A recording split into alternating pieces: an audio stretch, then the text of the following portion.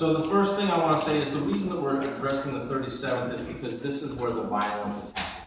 And what we're really talking about here, even though people are going to throw out numbers and programs and this and that, is we're talking about the death of 10 children over the past 4 months. And I know that there are people here that probably are directly related to some that have passed. I know that others are empathetic just because they've lost somebody in their life. And it's hard. There's 10 parents that are out there right now that probably haven't gone in those children's room in 4 months. There's probably dirty clothes on the floor, half-eaten bowls of cereal. And these parents are scared to even go in there because they know they're going to just collapse on the floor when they open that door. So that's what we're talking about. We're talking about the murder of 10 children by other youths.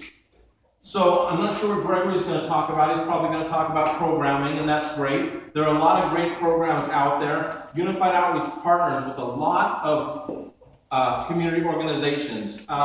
We're blessed to have Dre Franklin here, which was one of the architects of the Seattle Youth Violence Prevention Initiative.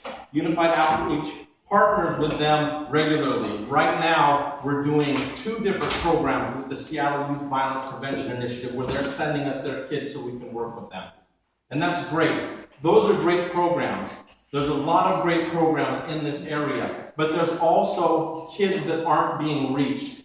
When these deaths first started happening, I called up some of my friends and I said, hey, why don't we get together and do a march or do a program where we'll have arts in the park, stop the violence. And you know what my friends said? They said, that's not going to reach the kids that are doing the drive-bys.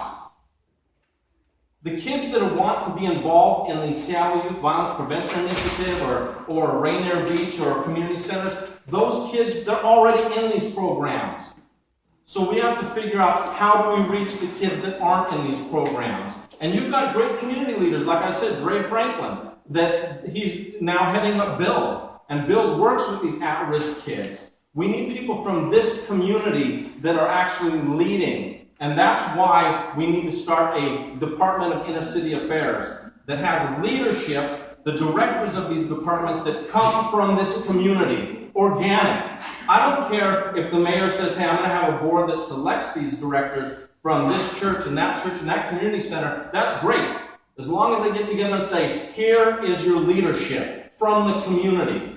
We have too many departments and too many programs that are led by this person that used to be the mayor's best friend or used to wash the city council member's car or maybe was some sort of a leadership position themselves.